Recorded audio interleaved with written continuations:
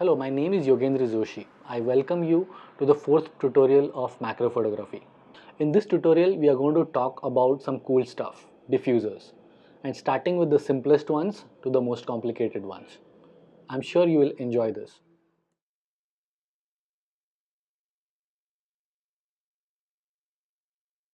In the previous tutorials, we talked about equipment and light, and macro photography, especially the way I do macro photography, is never complete without the discussion of diffusers. So let's see what the diffusers are. Diffuser, as the name suggests, diffuses or spreads the available light across the subject. Now the important word is spreads and not blocks. That's an important difference and we'll see it why. As far as natural light is concerned, if the light is too harsh, you can simply move into the shade or you can create a shade. That's sufficient diffusion in natural light. But the primary focus of diffusers comes when we are talking about artificial light. When you are shooting macro, your subject is typically very close. And when you use a pop-up flash or a dedicated flash to give correct exposure, it typically creates three main problems. First, if the subject has highlights, using a dedicated flash or a pop-up flash can actually blow the highlights. Second, you can actually cast a ugly shadow under the subject. And third, if your subject is too close to your lens, the pop-up flash or the dedicated flash might create a shadow of your lens onto the subject. Now in that case, the whole picture would be unusable. Now that's when the diffuser comes into the picture. A good diffuser will allow you to solve all three problems at the same time, blocking as little light as possible. I try to create various kinds of diffusers and try them with various equipments. That's what is fun in macro photography.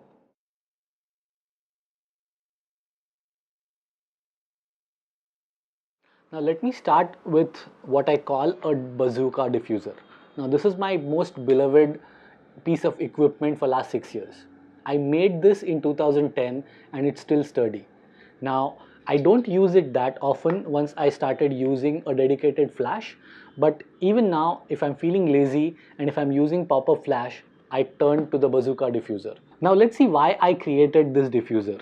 The key reason was while I was shooting with a telephoto and the Renox combination, invariably the pop-up flash was casting a shadow onto the subject. I needed to extend the flash till the end of the lens and also to diffuse the light at an appropriate angle. Now this diffuser is made up of a 2-liter cold drink bottle. What I've done is I've taped a silver foil on top of this and then put the black tape. Next, I put a white colored plastic glass on top of it. What I also did is I have put out a hole at the back and that hole actually goes into the pop-up flash.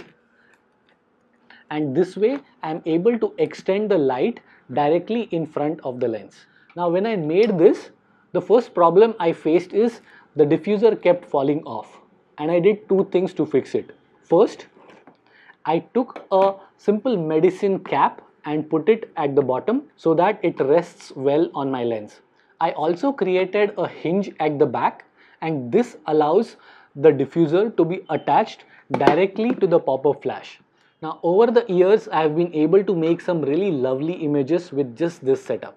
Now while I use this, I then moved over to a dedicated flash and then started using a dedicated diffuser. But one day a student of mine walked over to me and said, "That's all too complicated. Can we use something simple?"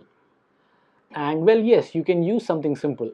If you have thermocol paper plates at your house, you can simply use them. You can get some really great results with a simple thermocol plate as long as you put a hole on it and just attach it in front of your lens. That's all that you require.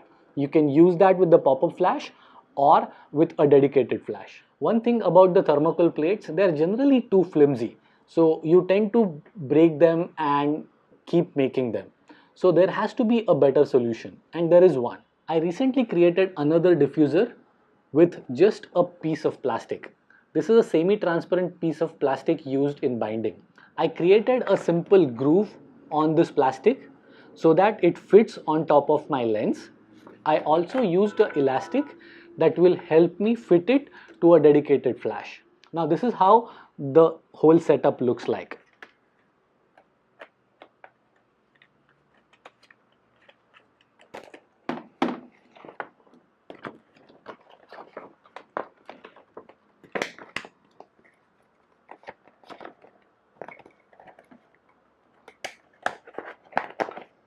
Now that's it, we are done. I can keep extending it as much as I want, and my light will always fall directly from the lens.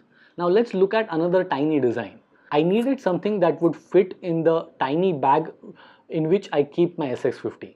So here is a simple plastic lid in which I put out a hole to fit in front of my lens, and I attach my Renox on top of it, and this is good enough for me to use for macro. I've been using this for almost 2 to 3 years and it's just working fine. Now we looked at some of my designs, but the opportunities are unlimited.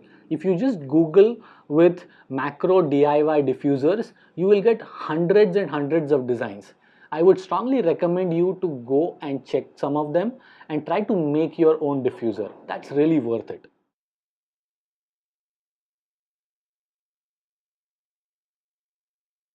When I shifted to a dedicated lens, I bought this Photodiox diffuser. It's an 8 by 10 diffuser, and what it does is it actually falls right beneath. Now typically this is a problem for others, but for macro it just works perfect.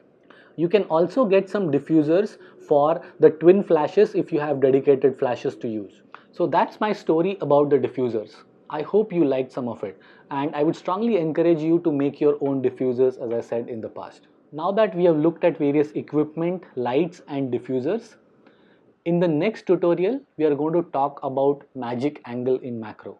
If you have liked this tutorial, please feel free to like, subscribe and share. We hope to see you for the next tutorial. Happy shooting!